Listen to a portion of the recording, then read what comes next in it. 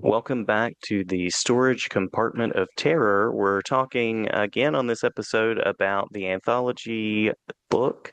Almost said anthology series, maybe a series, maybe eventually series, but a series of stories certainly. Storage Horrors, and delighted to be talking with author creator Kurt Belcher. Kurt, thank you for joining.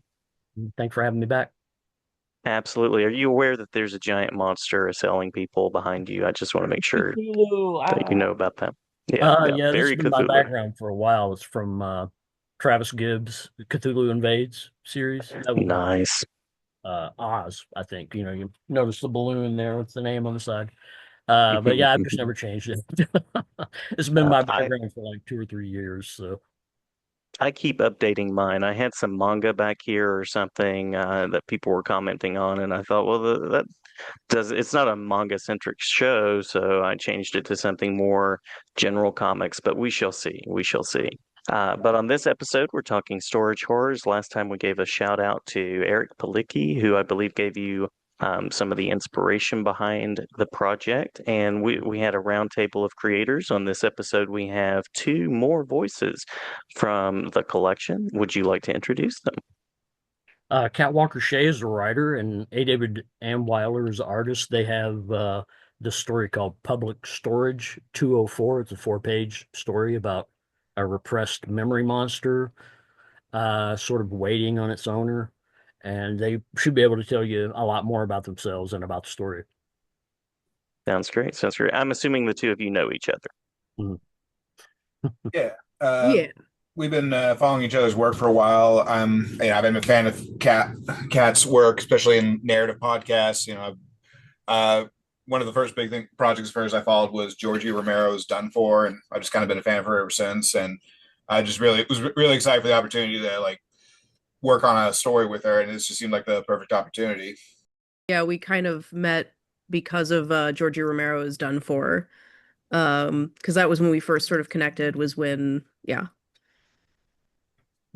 Yeah, I know that A. David brought you onto the project. I was telling Jason I didn't really know you that well. I kind of know A. David through Facebook, but yeah, he was the one that asked for you to come on and pitch something and had a great idea.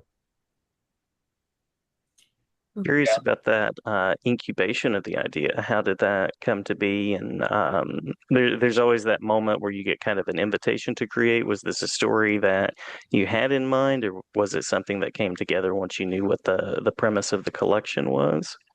Um, it definitely came together after I learned about what it was. I One of the things I am known for as a writer is being prolific in the sense that I just constantly am generating things. And so when they were like, we need an idea for this, I was like, all right. And I think I don't remember, I maybe spat out 4 log lines Yeah. and I was like, which one? It's always nice to have options. It's always nice for people to say, well, I have this idea or this idea or this idea. Do you like any of those? So, yeah.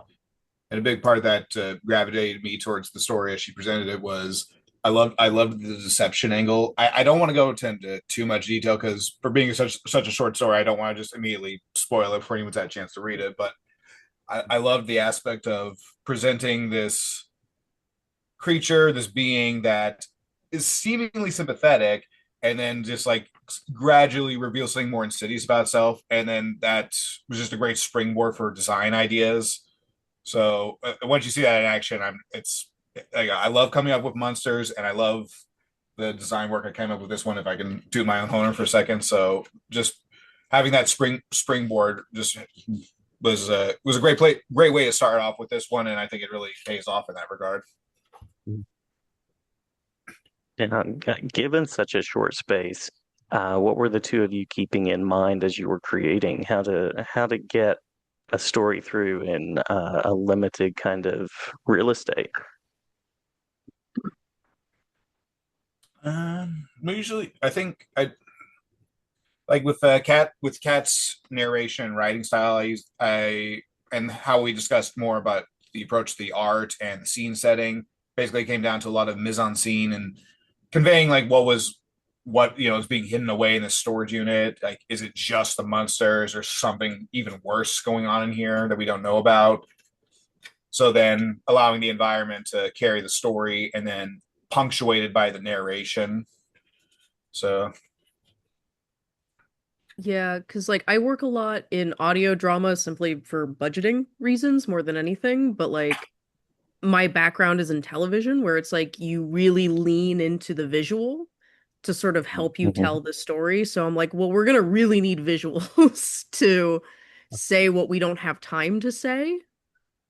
Um, and that was like a fun little challenge. And I guess I will say working in television writing has taught me how to be more succinct and like you don't have time, like get to it. Like, because I didn't to do the very 30-minute format.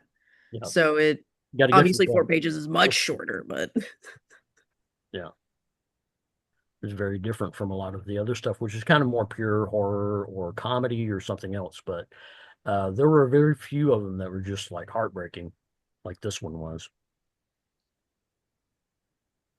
I was going to ask what it's like to move from writing for the screen to kind of writing for the page. And um, we can also circle back to that question of the emotional part of writing too.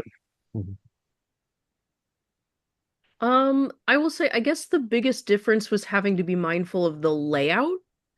Um, and also just like because it's still images versus moving, obviously. So I had to sort of be like, what would be a good still shot? Like I was thinking more in storyboards than full movement. But yeah, really for me the tricky part was like figuring out how the layout part works. Like because like there's such an art to the layout of of a comic book, and I wasn't used to accommodating that. but, I think part of it I think helped gel the collaborate make the collaboration gel a little bit better though is just you know keeping an open mind about one another's approach to this because even as someone who is has a lot more experience working in comics, I'm still kind of getting my feet wet. So, but but help what helped make it work was just being open to new ideas and open to how to approach it within each other's limitations and because a lot of times when like Kat would be giving me the script and the notes would all say like, "Hey, I defer to your judgment because you understand this more than I did," just based off of experience. And so that made it a lot easier to work with and a lot more like it gave it enough freedom. But the thing I appreciate about it was it wasn't just like because I've had collaborations with people where they just say like, just go nuts, do whatever you want. And no, as an artist, you need direction, you need notes, you need like some kind of a roadmap to it. And I'm grateful to have had that with the stories because like there was a clear idea going into it, and there was a clear approach once we kind of ironed out how to go forward with that. Yeah, that was a big part of it was just like the parts that I knew I was weak on, I could kind of like defer and be like, well, I know I'm not as good at layout, but without just like, like you said, without being just like do whatever you want, because that can also be too freeing, where it's like, well, what do you mean whatever I want? Yeah, I mean, writing for comics, I think, is similar to writing for animation, where you kind of have to build things from the ground up. Whereas, like in live action, you can write something, and it's really up to like the director to figure out what exactly they're going to make that look like. But in that sense, it's very similar, I think, to TV series and to podcasts and that kind of thing in terms of, you have to know exactly how much real estate you have to work with, how many pages you have to do it. You have, like 45 minutes or something for a TV show. You have an hour for a podcast and that kind of thing. So, I mean, the movies are really the only ones where you can kind of go off and do however long a script you want to do. You don't have a lot of restrictions there, but, uh, yeah, in that sense, I think they're very similar. Curious about the genre. What attracts the two of you to horror, and how does that lead to an emotional story like this? Without any spoilers, of course. Uh, there's a lot of facets about horror that drive into it. I think the adrenaline rush of it, the emotional angle of it. I think that's a lot thing that tends to drive my own horror stories. because I either like them to be sort of, tongue in cheek, like Reanimator style, but I also love very emotionally resonant ones. Like my favorite horror movie of all time is Jacob's Ladder, Mm. and so I'm always intrigued by those kind of horror stories like that, or Company of Wolves and such, that can sort of give you like that emotional punch, because sometimes that can be kind of the scariest part of it. Like, sure, you want the visceral angle of it, you want the visceral scares, but sometimes emotionally like devastating your audience is a good way to scare them too. Granted, I don't necessarily how like emotionally devastating this story is. I probably might be hyping it up in that regard, but I do like the idea of just bringing up that emotional angle, and then it's just like kind of making that kind of impact on the viewer in that regard. I grew up watching horror. Um, my mother was the one that introduced me to horror films, and she was just like, "Let's watch this thing," and she would like give me background story for it, or like give me like social context for it without realizing that's what she was doing. Mhm. Um, Was it a case of like back in my day, this is how it was, you relate sort of, something in the movie? um, sort of a little bit like that. It was partly that, or just sort of explaining to me why a certain movie hit a certain way. Like, I remember us watching Black Christmas, and back in the day, my mother was a telephone operator. And she was one of the last telephone operators, really, before that stopped being a job.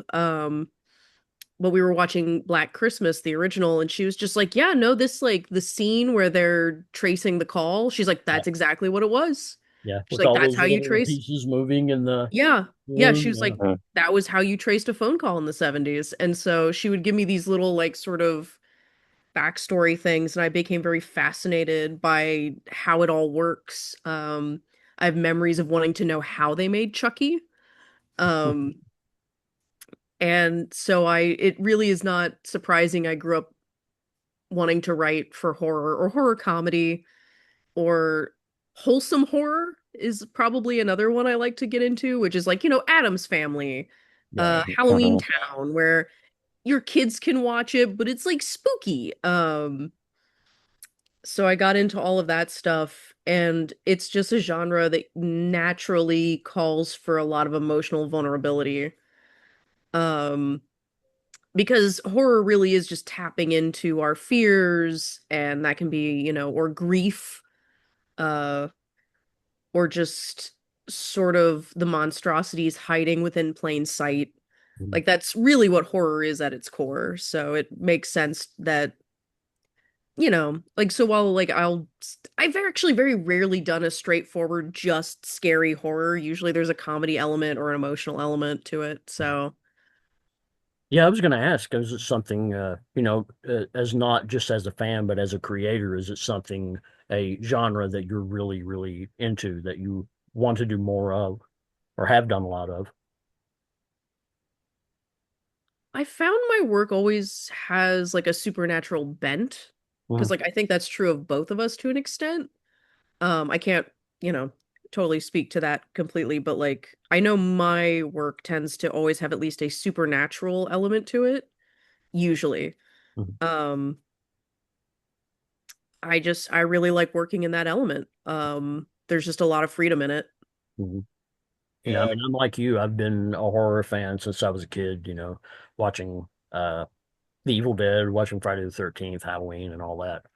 As a creator, it's been almost all horror. I've done a few other genres, but other than that, it's been a whole lot of horror. Especially as an artist, my style kind of lends itself to drawing horror, a lot of deep shadows and that kind of thing. So, yeah, I get that. yeah. And for me, a big appeal of like this project and similar ones is like I love horror, but I on top of horror, I love monsters. I love making monsters, and I love the variety comes with it. Because a big inspiration for me, just beyond like monster movies and everything, is monster comics, especially from the 60s and 70s. Like I love a lot of the stuff Marvel did back then, like where monsters dwell and creatures roam, and a lot of them were very like dime a dozen stories, but that was the charm of it. But and a lot of it is just like coming up with like just a flash in the flashbang of a story, and you come up with a quick monster, but you got to make sure that monster has like kind of some kind of impact of it. But it's also just like a lot of fun room to play around with that. Comics being the collaborative medium that it is, what was that collaboration like between the two of you? What was that process like, and what kind of delights did you find in it? Well, initially, I think it's been a while, so I think what was we spitball some ideas together because I think the base idea of what we went with was cats, and then we just started discussing like other trappings and angles to go on that, and then yeah, and then just after that, it was just a matter of scripting it and just running the thumbnails and sketches and designs by each other. Yeah, it was pretty like I will say because I'm used to I come from a very collaborative medium because I do like I do film, animation, all of that. So it's like you get used to the collaboration, but this was one of the smoother ones. Mhm. Partially, I think because we were like, it's 4 pages, and I don't think either of us got like too into our own egos about it. Mhm. Because I think that's usually where the collaboration falls apart is you get into your ego or you refuse to kill your darlings. Right. Um, Mhm. and that's yeah. And so I think we were both very open to just whatever. Like neither of us went in with any specific expectation. And I think that helped it from becoming too precious. Um, and that's what made it so much easier to kind of go back and forth and be like, okay, what actually serves the story though? What are we actually trying to say? What are we trying to do?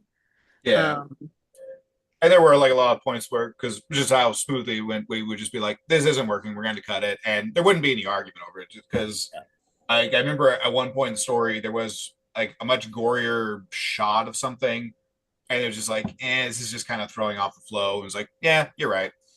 Yeah, and I think there was a part where I overwrote something and I was just like, and I was like, listen, this is gonna be so, and then you said, I don't know, that seems kind of like a lot. And I was like, fair. So, The grosser, the better. And I think at one when I real when the point when I realized the story was really starting to come together was again like coming back to the deception angle that comes up in the story because originally I think it was just mostly written pretty straightforward. Just the monster just talks about like how it's waiting for mhm. its master to come back, but then we started talking about it's like, well, what if we change up the dialogue so it sounds like it misses its master? It's like, oh, Yeah, it's talking lovingly, and it's like, oh, I yeah, want you to return to me. And then that was when I was like, yes, this is really coming together now. So yeah, because we kind of figured out what the monster's internal monologue was versus like, and how much the monster was actually going to say externally. I Inside the mind of know the monster. Jason and I had talked about before you guys came on, had talked about the fact that it was 4 pages, and I was wondering what for you is the challenge of writing something that short and sweet. I've done short comic stories before, and so I think it's just about getting the necessary movements and points in there and actions without it feeling too rushed. Because yeah, it is only a 4 page story, but you don't want that to be like egregiously obvious. Like you still want it to have like some flow, some rhythm, and you don't want it to just come off like it's being over before it's done with. But you also don't want it to be super cluttered. And I think Like Kat said, you don't want to overwrite it. You don't want to try to stuff too much into a page.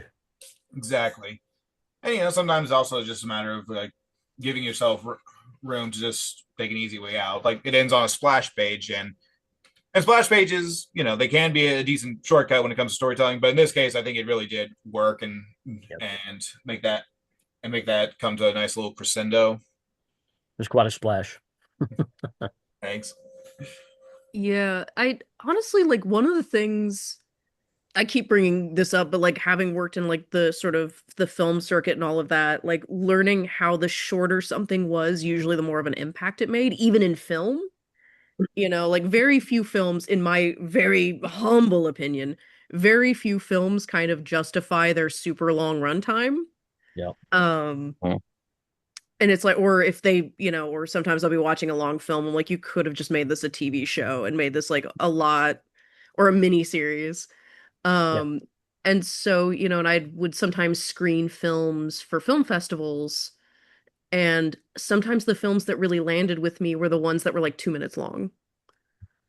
Like those were the ones I often remembered the best, were the ones that were like maybe 2 to 5 minutes versus the 30-minute ones. Yeah. And it was like a good lesson in how to sort of shorten my own writing and not like keep drawing it out. And so I have gotten better over the years at like shortening my writing. Um, but this was kind of like maybe the shortest I've had to do. No, that's not true. Because I've also been working, sorry, my brain is bouncing. Because I've also been working in the realm of vertical shorts, or vertical drama, if you've heard of those. Yep. Um, for those who may not, for any listeners, it's basically those like melodramatic vertical things that you find on your phone, and it's just like, oh no, my husband cheated on me, and now I'm gonna go marry my ex-boyfriend to get back at him, and blah blah blah blah blah, and whatever. And I've been working in that world where each script is like a page long. And Yep. it really trained me to just sort of like get to the point. Um, so yeah, like all of these have been good exercises and just like as a storyteller of like, hey, sometimes you can just get to the point. Kurt, around to you. Anything that you'd like to say about what these two have added to the collection, how they've sort of enhanced the landscape? Well, it's sort of like I said earlier that this is one of the few stories in there that are really have like a strong emotional core. I mean, they're all good stories and they're all solid stories, but this is one of maybe two or three that I can remember that really sort of tug at your heartstrings.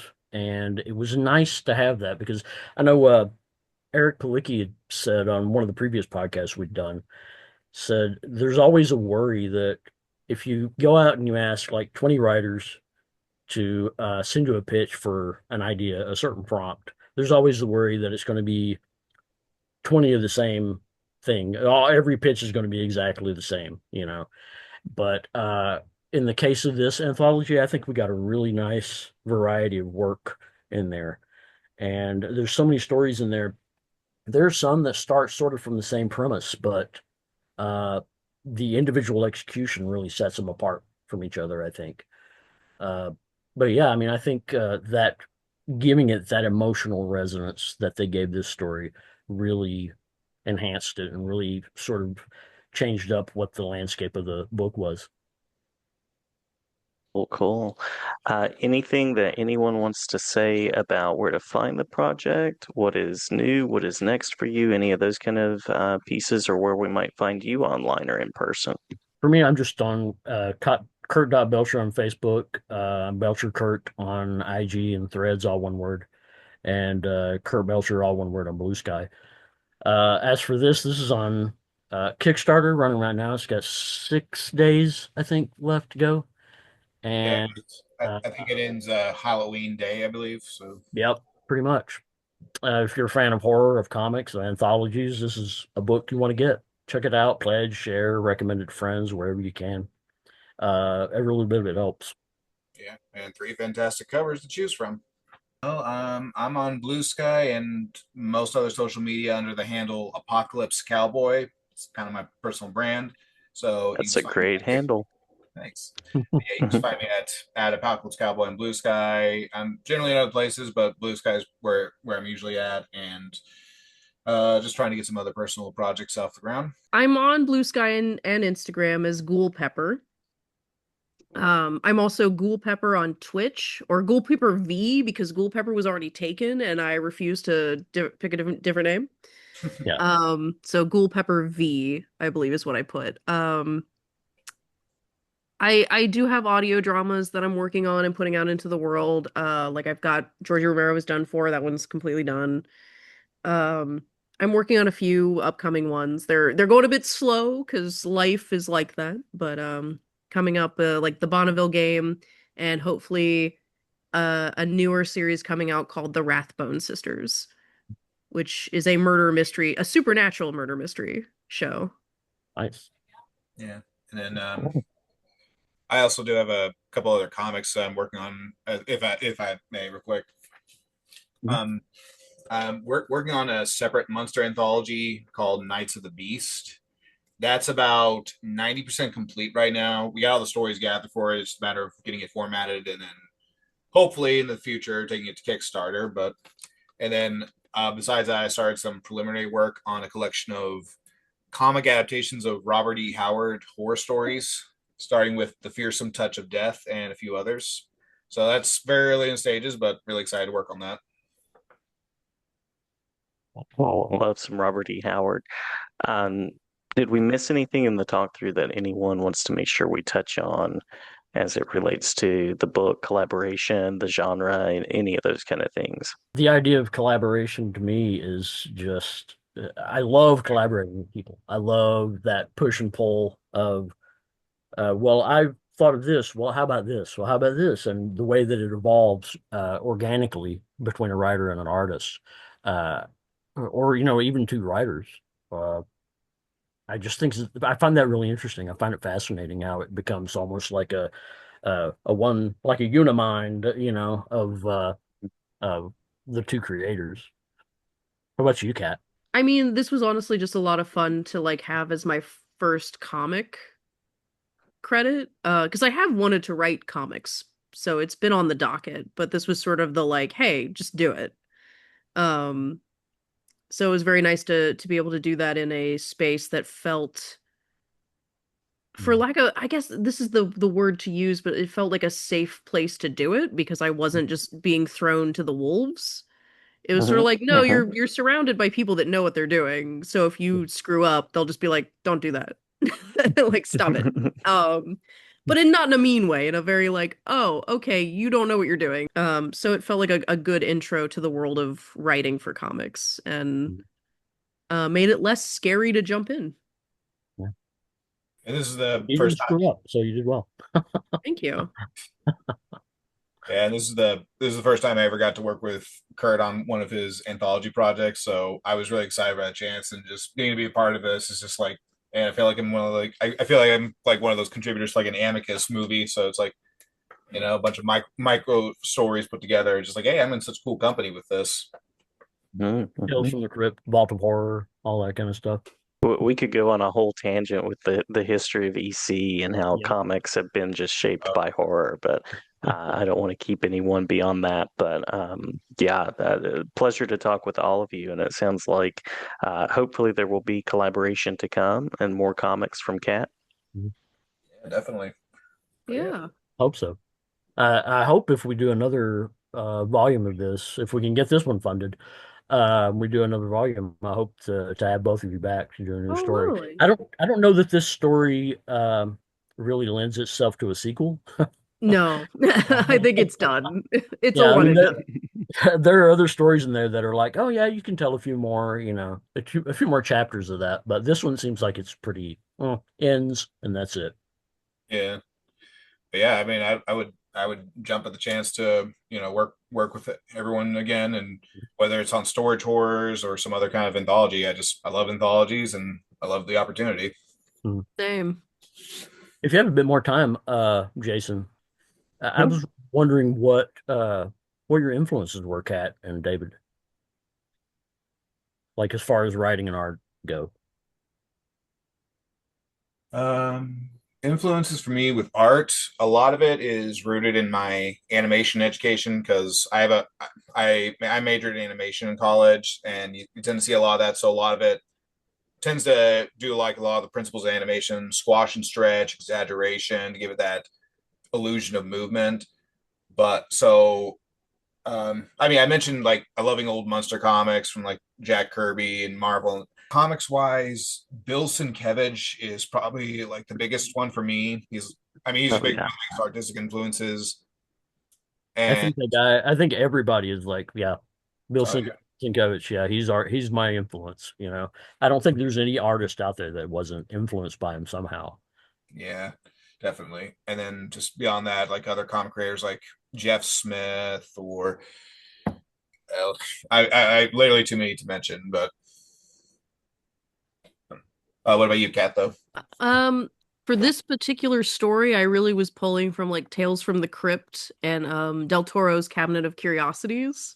Mm-hmm. Because I was thinking Love about that. how they even had like an episode that was in a storage unit, if I remember right. Like I Yeah, think the Hmm. first Tim Blake episode. Nelson. yeah. Uh-huh. Tim Blake Nelson, I think, stars in it. Mhm. Yeah, and like that was my jumping off point um for this story. Like overall, like I guess who are my influences? I don't know, each project has its own set of like uh things I pull from, but it's just like it's that over the years you've seen so many things that it's like it's hard to even say what sort of created you as an artist at some Exactly. point. Yeah. I think for the next anthology, there should be like a crypt keeper, but maybe it's a version of Kurt that's jumping in at the start of each tale to sort of, like Guillermo del Toro does in Cabinet of Curiosities, to be like, in this episode. I think Two that of should them. happen. I would actually love it if it's more of like a Jonathan Frakes being like, not this Mm. time. Factor fiction. Yeah.